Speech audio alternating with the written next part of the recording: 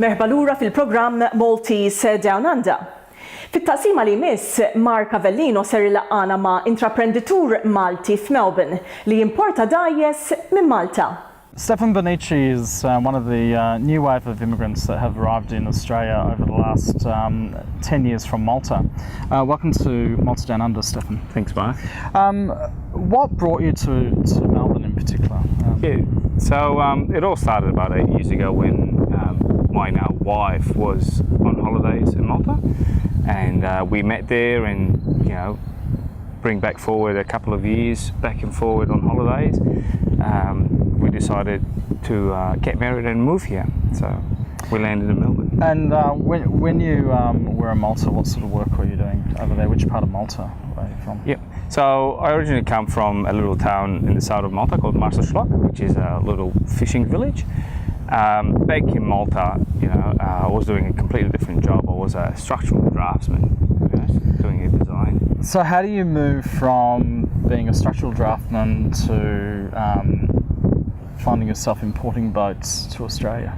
Yeah, so it's a passion and a hobby that I had from when I was a little young kid. You grow up with boats, especially living in Marsaxlokk, and being brought up in a family that we've built boats ourselves as well.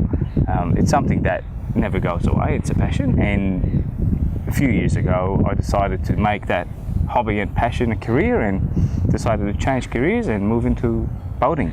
Yeah, so Melita Marine started when, of course, I wanted to bring a new product into Australia. I wanted to bring a little bit of Malta back into Australia. So we've approached a manufacturer in Malta called Peatcraft, which have been around for over 40 years building boats, and I did approach them when I was on holidays in Malta to actually send products to Australia and launch them in this big country. And one thing led to another, and we're standing here today with the products, and we have a big challenge in front of us of marketing them and pushing them into the whole market. Was it a hard sort of decision to pick the right kind of thing that you felt would resonate with people over here, or did it just stand out on its own as a product?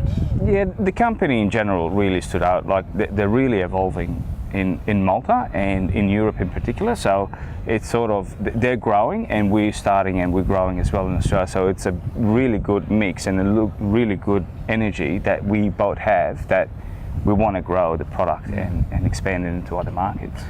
When you look at, like here we are at Williamstown, and there's like boats everywhere, and I imagine that some of these are built here. Why wouldn't you have just built something locally?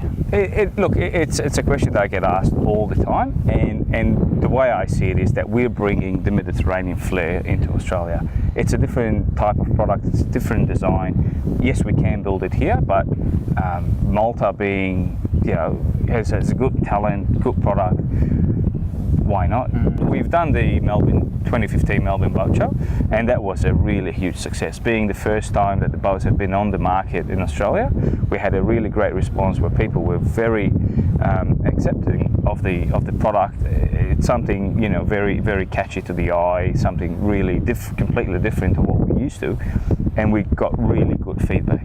All these boats are classed as weekenders, so if you really want to go camping, instead of taking a caravan, you can actually take the boat. You've got a little kitchen, you've got a toilet, you've got a lockable cabin, a bed, camper covers. Stefan, the boat that you've got here, what size is it?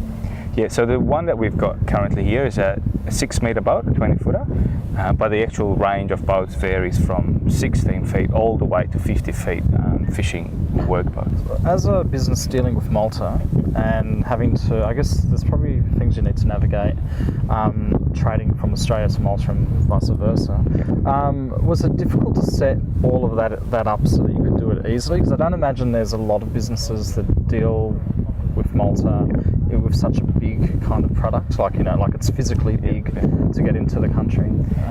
Not really. I mean, once you get established on the first shipment, on the first container, it's pretty straightforward moving on from there. Because the boats come in containers, it's a fairly straightforward standard.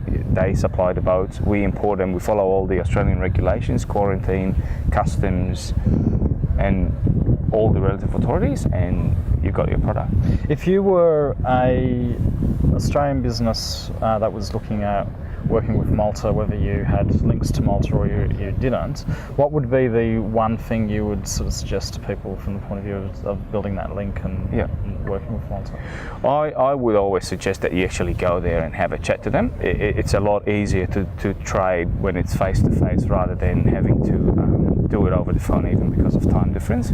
But I encourage anybody that wants to trade with Malta to actually do it. There's a lot of unique products in Malta that are still unknown to the whole world, and they're very unique and they're very beautiful and they're very good products. So anybody that wants to do it really does. So some great opportunities for people if they're entrepreneurial or they're just wanting to sort of really give it a go. It's a great opportunity to kind of work with a pretty exciting part of the world, and Malta at the moment I think is an incredible place to sort of work with and live. So I think that you're, in a way, you're a groundbreaker to those new links that are happening.